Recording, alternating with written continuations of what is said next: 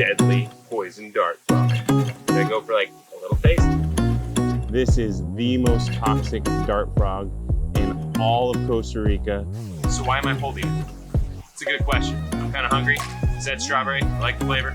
Welcome to PeligroLife. In this video, we're headed to Puerto Viejo in search of 3 different amazing and deadly poison dart frogs. Can we find them all? Who knows, but let's jump into it.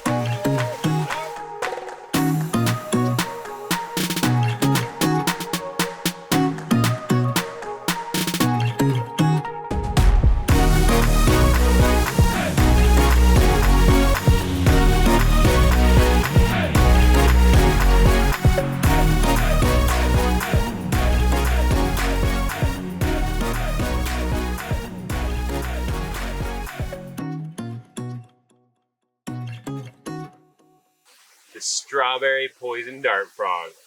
Does not taste like strawberry, but definitely has the poison. The strawberry poison dart frog has to be one of the most iconic species of poison dart frogs for Costa Rica. This is the bright, flashy orange and red color. That's an aposematic coloring, which means basically don't mess with me. So this strawberry poison dart frog is toxic. Yes, people did used to use frogs to rub their toxins that they secrete on their skin and then stick them inside an animal and then paralyze that animal or kill that animal so they could eat it. So why am I holding it? It's a good question. I'm kind of hungry. Is that strawberry? I like the flavor. No. It's not that bad if I wash it off of my hands. If I were to eat this frog, I would definitely croak. A lot of times people think these guys are super, super big. You see the pictures of them, the postcards make them look massive. Actually, this little tiny guy has a greater chance of living because he needs less food. They love to eat ants and little bugs that are just wandering around. What's really cool about these frogs is when they reproduce. The poison dart frog does this incredible thing where it takes care of its babies. Here in this kind of a pond is not super safe.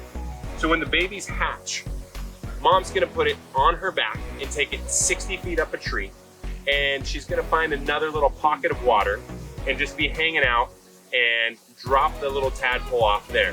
The tadpole is then gonna get fed by mom by her unfertilized eggs. She's gonna come back down, and every time the baby needs to eat, she's gonna climb back up that tree, lay an unfertilized egg, the baby gets to eat it, and then they'll both climb down the tree together, and they will be hanging out here on the bottom just like this.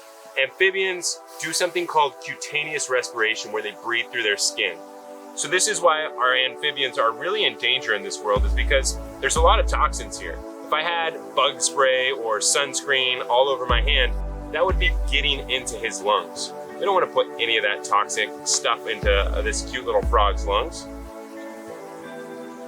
These guys come in so many different colors.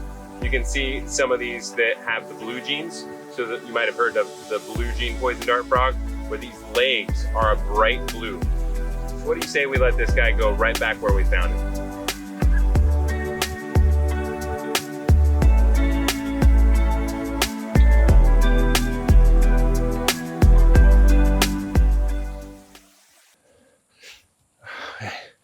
We got him.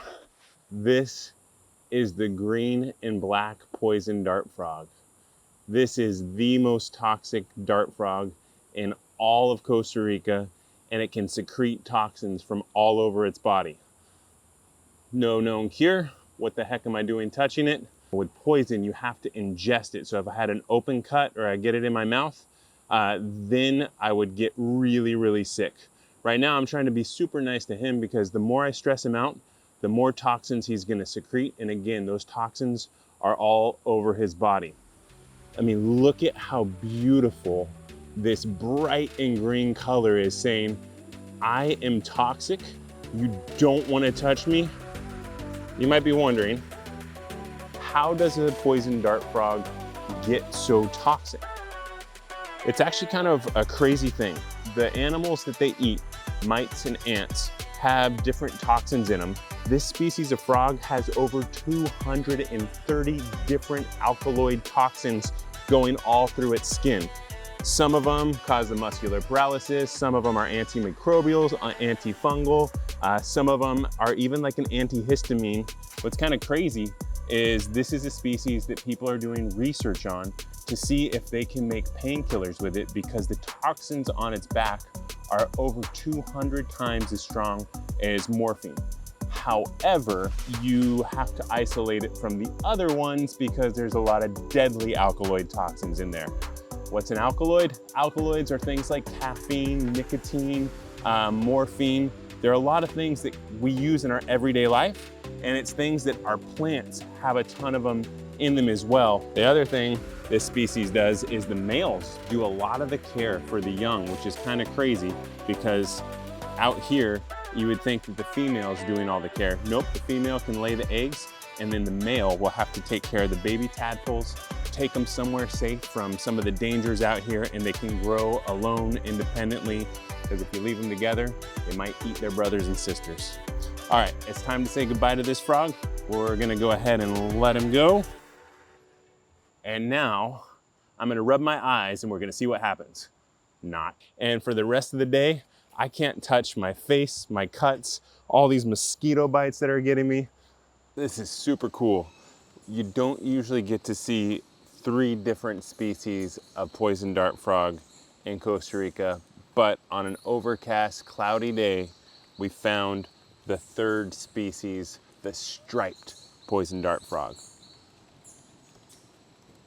The last species of poison dart frog proved to be a little bit too hard to catch, but we did catch a few photos of it. Striped poison dart frog is part of the family that houses the most deadly and toxic poison dart frogs in the entire world. However, this one is a little small guy and it actually ranks pretty mild on the scale in Costa Rica.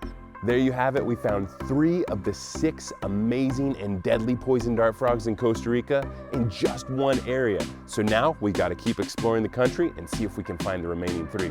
Don't forget to like and subscribe. I'm Adam Peligro, signing out for PeligroLife.